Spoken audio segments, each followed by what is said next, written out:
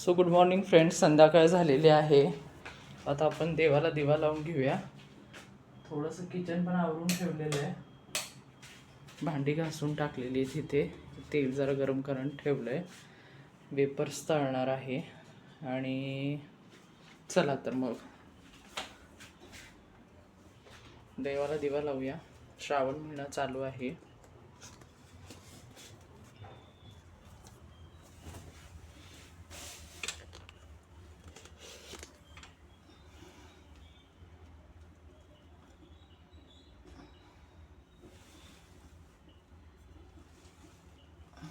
दिव्यात तेल टाकून घेते.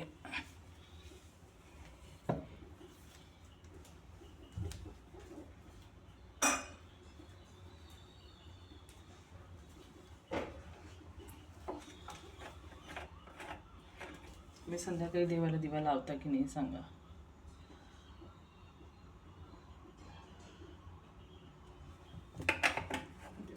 तेल टाकलंय.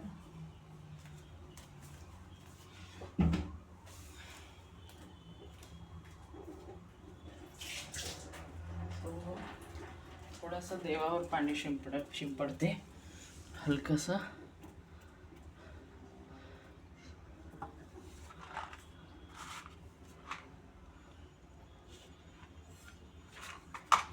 कॅमेराचा अँगल थोडा सेट करते. मॅक्सिमम हाईट हीच आहे. सो तुम्ही बघू शकता संत देव आहेत.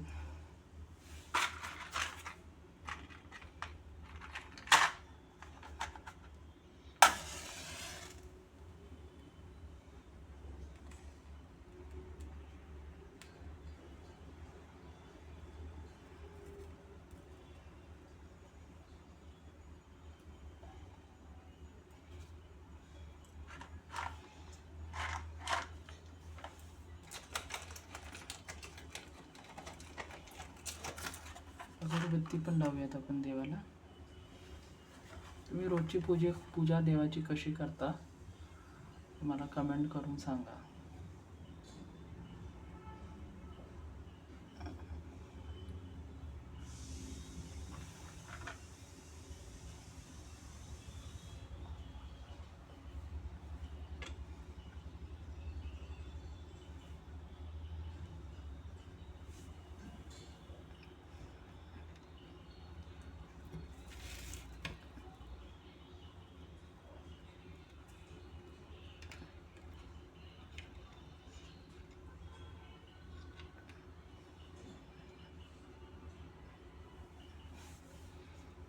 अगरबत्ती पण आपण लावलेली आहे.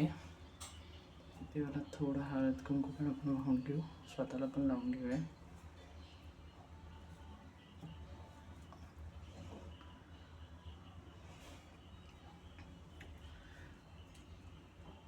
दिव्याला पण लावून घेऊ आपण.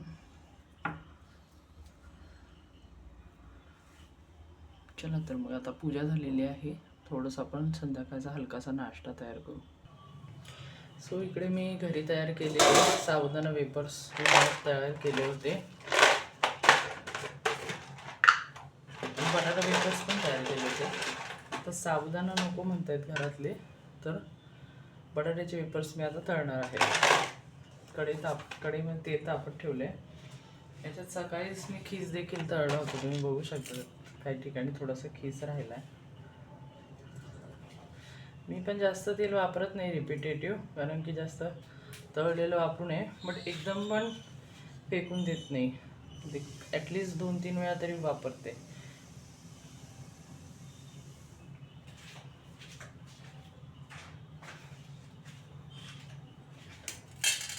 आणि मग काय थोडंसंच टाकायचं तळायला आणि उरलेलं भाजीला चपातीला वगैरे वापरायचं. थोडंसं एक तुकडा टाकून बघूया. तेल गरम झालं आहे आपलं. काय तुरटी जरी जास्त झाली ना की वेपर्स लगेच काळे होतात. सो आपली काही तुरटी जास्त नव्हती झाली, काही सांगता येत नाही कशी उठतील. मीडियम उठत आहे असे, पण चवीला छान आहेत. एक टिप मी इकडे देऊ इच्छिते की तुम्ही वेपर्स वगैरे असं जेव्हा वाळवण करता ना, तर थोडंसं मक्खन किंवा साजूक तूप टाकायचं. इतका छान टेस्ट येते, असं वाटतं की तळणच तुपात काढलेलं आहे. तर एवढं दरवेळेला आपल्याला तूप अफोर्डेबल नसतं किंवा ज्यांच्या घरी आहे ते उपासाच्या वेळेला त्यात काय चिप्स तळतीलच असं पण नाही. किंवा मे बी जर असेल तुमच्याकडे बल्कमध्ये तर एकदा हे जे खारवण असतं उपासाचं, वाळवण, सॉरी काही जण खारवण पण म्हणतात, हे वाळवण तुम्ही तेलाच्या ऐवजी तुपात तळून बघा. छान उठत आहेत तसे आपले, एकदम पण लाल नाही आहेत. तर होममेड आहे तर थोडंसं असतं 19-20. ॲक्च्युली तुरटी न घालता परफेक्ट पांढरे पण होतात. बटाट्यावर पण डिपेंड असतं. कधी कधी बटाटा जर लाल लागला तर मग त्याचे वेपर्स पण थोडे पिवळसर लाल होतात. आणि पांढरा शुभ्र बटाटा असला त्याचे पांढरे शुभ्र वेपर्स होतात. चहा किंवा म्हणजे उपास असो किंवा नसो, मधल्या टाईमला कधीतरी बाहेरचे ते वेपर्सचे किंवा स्नॅक्सचे पुढे खाण्यापेक्षा असे घरातले वेपर्स तळलेले खूप आवडतात. हे लवकर पण संपून जातात, तुम्ही कितीही करा. दिवाळीपर्यंत टिकले तरी भरपूर आहे. संपल्यावर पण मी रेडीमेडवाले आणते, पण असे कच्चेवालेच आणते. मला तेही आवडतात, बुधानी टाईपमध्ये जे येतात ना, म्हणजे फ्रेश तयार केलेले कच्च्या बटाट्यांचे, हे वाळवलेले हे, आणि ते वाले ते पण छान लागतात. पण ऑइली नसावेत. कधी कधी काही ठिकाणी खूप ऑइली असतात. तर बुधानी वगैरे हे जे ब्रँडेड आहेत त्यांचे जरा चांगले असतात. बट अगेन त्यात प्रिझर्वेटिव्ह असण्याची खूप शक्यता असते. आणि आपलं घरचं फ्रेश खाल्लेलं कधीही चांगलं. काय काय असे लाल उठत आहेत, ते का लाल उठत आहेत माहीत नाही, पण टेस्ट आहे चांगली. मी ते खूप मंद गॅसवर तळते, असं नाही की फास्ट गॅस आहे म्हणून लाल उठत आहेत. एकदम पण गॅस कमी केला की म्हणजे कडकडीत होतात आणि तळले जात नाहीत. सो इथे मी वेपर्स तळून घेतलेले आहेत. तर बघू काहीतरी अजून.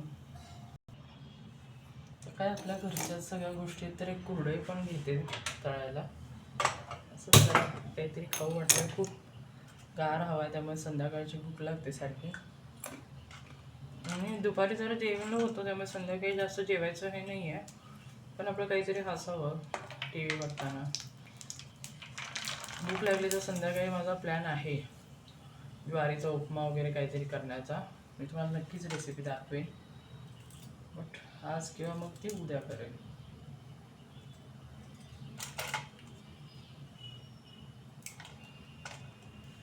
एक कुरडई तळून घेते. तेल छान तापलेलं आहे. कुरडईला तापलेलं तेल लागतं.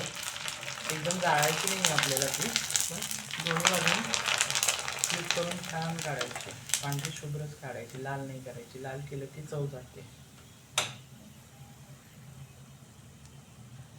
छान अशी कुरडई काढली मी आता इथे. जास्त पण 4-4च तळलेले. बाकी दुसऱ्या काहीतरी गोष्टी खाऊन जंक फूड खाण्यापेक्षा आणि मन मारण्यापेक्षा दिस इज ऑलवेज बेटर. मला काही मिरच्या वगैरे खायचं नाही आहे त्याच्याबरोबर, सो मी हे असं केलेलं आहे. याच्याबरोबर काहीतरी दूध नाहीतर मग कॉफी वगैरे काहीतरी करते.